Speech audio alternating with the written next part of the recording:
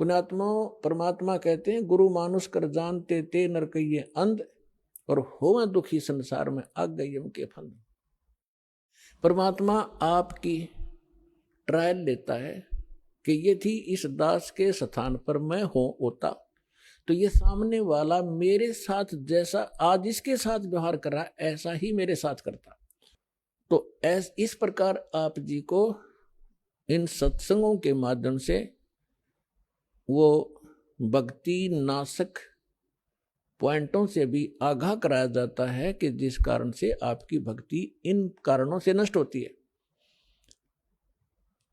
फिर भी उन्होंने बार बार प्रार्थना करने से शंकर भगवान ने कहा कि जो मेरे मुख से वचन निकल गया अब ये वापस नहीं हो सकता, इतना अवश्य कर दूंगा तेरे गुरु जी की प्रार्थना पर कि उस नरक के अंदर तुझे यम के दूत दुखी नहीं करेंगे, रहना पड़ेगा 1,00,000 वर्ष तक नरक में ही, उसको मैं बाहर नहीं कर सकता। अब यहां परमात्मा कहते हैं मासा घटे ना तिल बध है, विद ना लिखे जो लेख और सच्चा सतगुर मेट कर ऊपर मारते मेघ।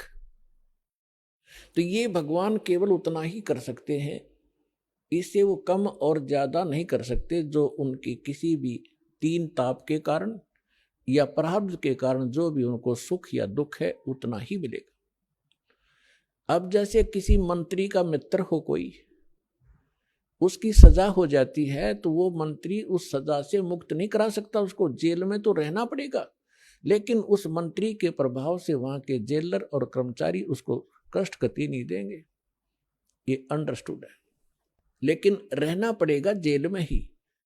इस प्रकार कागभूषण बता रहे हैं कि मैं ऐसा नालायक था कि उससे पहले के आज मुझे पिछली इतिहास नजर आता है, क्योंकि मैं भक्ति पर हूं।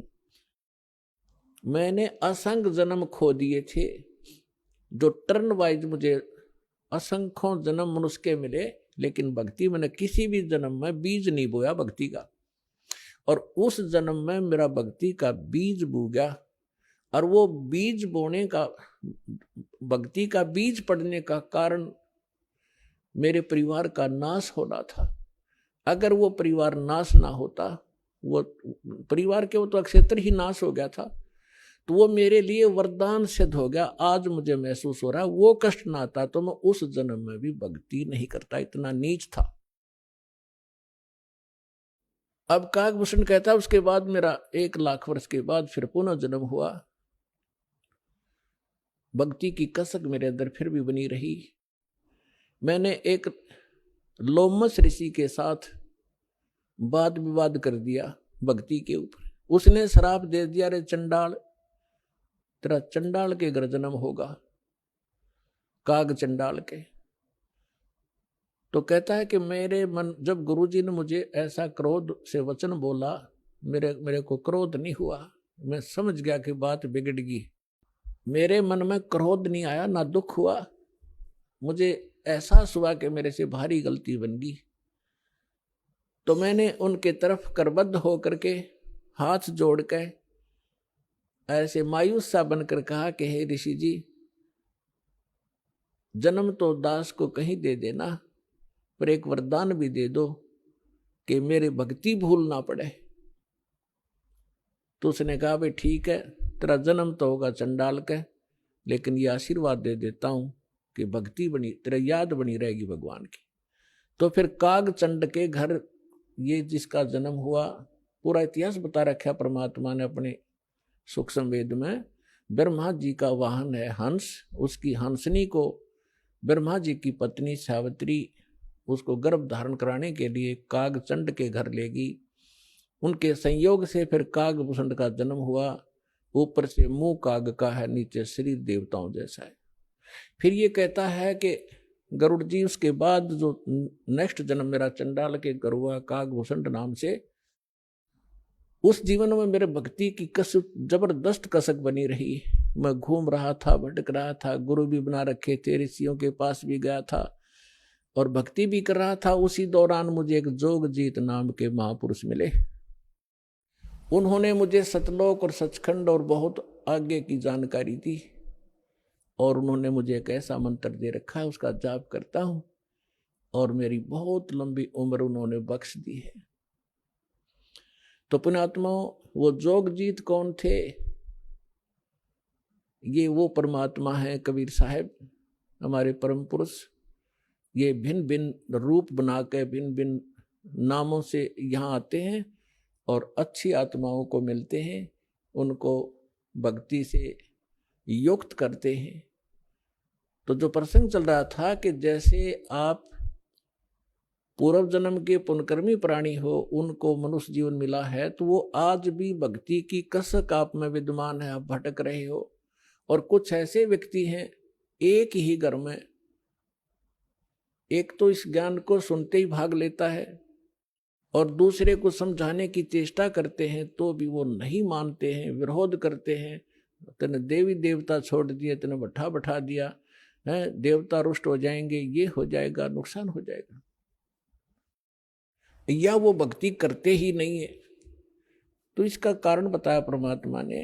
कबीर साहब कहते हैं, सठ दल दोनों दीन का, दिल में दोष न धार, सतगुरु का कोई एक है, यू काल का सब संसार।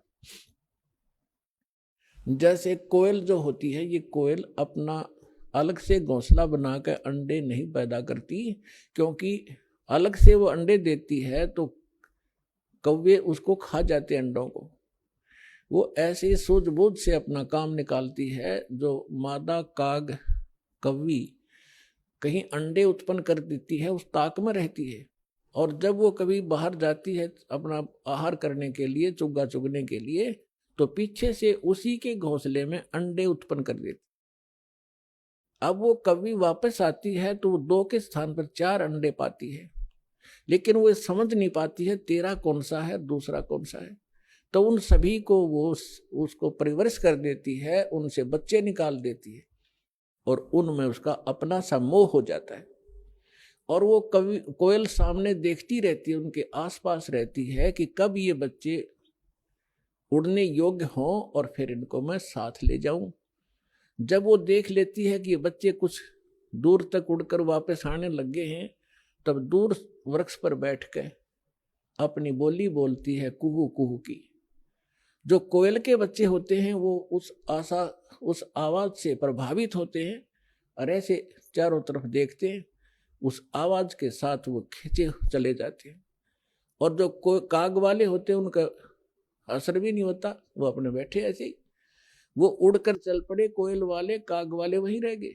अब कोयल कभी दौड़ती है, उड़ती है पीछे पीछे उनके साथ कि मेरे बच्चे गए, तो कोयल और दूर चली जाती है, कुहू कुहू करती हुई उड़ती हुई, तो बहुत दूर निकल जाती है। कभी वापस आ जाती है कि कहीं पीछे ये बच्चे तो गए सो गए, कहीं पीछे वालों को हानि ना हो जाए, उनको छोड़कर वह वापस आ जाती है। तो कोयल वाले बच्चे अपनी माँ की बोली पहचान कर उसके साथ चले जाते हैं और काग वाले वही रह जाते हैं।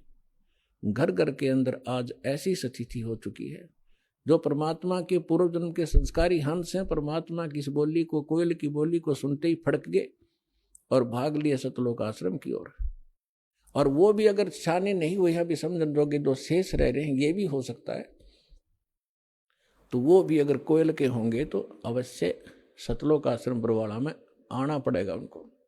तो ठीक इसी प्रकार पिछले संस्कार प्रारंभ से ये सब आपका पिछले संस्कार से आपको सब वस्तु प्राप्त हो रही है, लेकिन आगे की भी तैयारी करवानी है।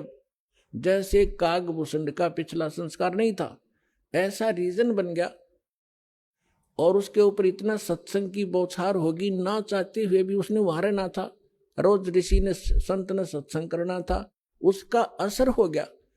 अब जैसे किसी को सर्प डस जाता है और पहले मंत्रों से यंत्र ये सब जतन हुआ करते थे, गारुड़ एक मंत्र सिद्ध कर लेता है वेद का, और उस मंत्र से फिर वो विष उतारता है।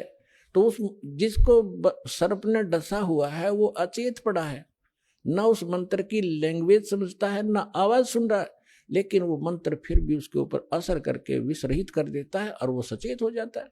ठीक इसी प्रकार आज परमात्मा ने यही तरीका बनाया है। ऐसे साधन बना दिए, चिप बनवा दी, वीडियो ये DVD बनवा दी, सुबह दोपहर शाम की आरती कंपलसरी करनी पड़ेगी। अब घर के अंदर जो सदस्य नहीं भी नाम लेना चाहते, और ना सुनना चाहते हो, घर से बाहर कहाँ जाएंगे। आप अपनी आरती भी कर रहे हो, आप अपना मंत्र जाप भी कर रहे हो, आप परमात्मा की वाणी सत्संग भी चला देते हो देर सवेर, तो